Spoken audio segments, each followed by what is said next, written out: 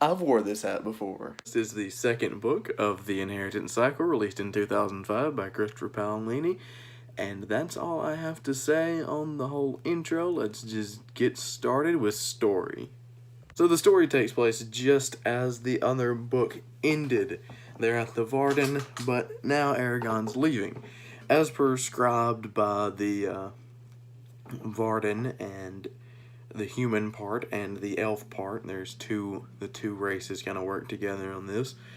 Whoever got the dragon egg whoever became the next dragon rider is going to train with the humans and with the elves. Elves are going to train them in magic because that's, of course, elves are tropically going to be the magic users.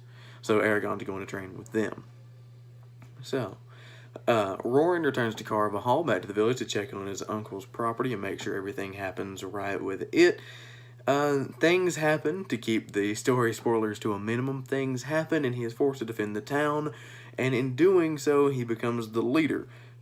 His fiancée is taken, as well as her father, and it's not a pretty sight for Roran. He kind of loses it, but is able to, with that anger and that revenge for the people that took his fiancée, he uses that and leads the entirety of Carval across the continent. He moves them across Alagasia to the Varden, and he leaves some of them in another country that's not a part of Galbatorix's rule, part of the Empire. He leaves them in this other country. So eventually he leaves part of them there. He takes a boat up the river to the Varden because he was going to join them, and there's a small battle. Aragon and Roran reunite, and it's left with a perfect cliffhanger for the next book. So let's move on to world building. So most of the world building in Eldest takes place in the elves, for the elves. So Aragon is mostly with the elves, and the elves live a really long time. So they know a lot about the Dragon Riders. Most of them were still alive. It's been 100 years since the last one was alive. And most of them still remember them fondly, and remember, having them protecting Alagasia. Well, we learn more about that, and we learn their culture, too. Eldest and Brazinger, the next book, are kind of split up. The elves get Eldest, and the dwarves get Brazinger. So that's the world building for Eldest, and it does a good job. It builds upon what was put there in the first book, and yeah, now we get to move on to character development, since this is the second book in the series, and this is where the book really shines, in my opinion. The character development of Aragon and Roran is heavy in this book. Roran goes from this quiet mill hand that doesn't really do much and doesn't like to be the center of attention, to the leader, and he is able to carry 200 plus people across the entire continent of Alagasia, while Aragon sits in the forest with elves and sings Kumbaya, basically. Aragon goes from kind of this naive kid that's never seen the world, that makes every word out of his mouth is stupid and every decision he makes is stupid, to not completely stupid. He makes 2 or 3, but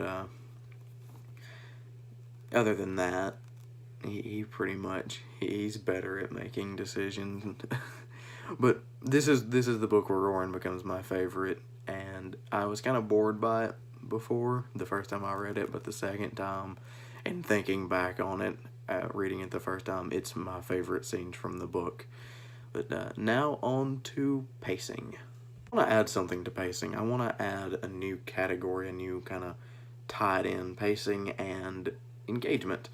I kind of talked about this yesterday and used engagement, but I want to make it official on the very last week we're doing these videos, and add engagement. So with that, the category pacing / engagement is perfect in this book. whenever the pacing gets slowed down, which it does, specifically by one certain character, engagement is there to pick it up, and there are a few times when engagement is not there to pick it up, and it is with the same character. I don't like this character. I think she's very irrelevant. But anyway, like I have here in my notes, it said, whenever it felt slow, which it did sometimes, engagement was there to help. And then it says the next page was always what you wanted to read next. And I think that sums up Eldest pretty much. Whatever you wanted to know next, it was there. It was the next page. And you were reading to get to it. I think the engagement worked really well. It kept me engaged, and the pacing was fine. But now on to the final verdict. 9 out of 10 for the character Elva. So I guess this is kind of a double problem. It's character and pacing, but it's not that she's a bad character. It's not that she's a great character either. But Elva kills the pacing every time she's mentioned. Every chapter that has to deal with Elva just kills it. And I guess it is part character, because I think there's only one chapter that deals with solely Elva. But I'm not going to go into what's wrong with her or who she is due to story spoilers. But gosh, I just don't like her as a character. But it only brought down the score 1 point. So the rest of it makes up for it. Everything else makes up for it. But Elva, and she's constantly a problem. So I don't think any of these books is going to make a 10 out of 10 just because of Elva. But yeah, that was my review of Eldest, and I hope you enjoyed. And tomorrow will be Zinger, the third book in the Inheritance cycle. See you then.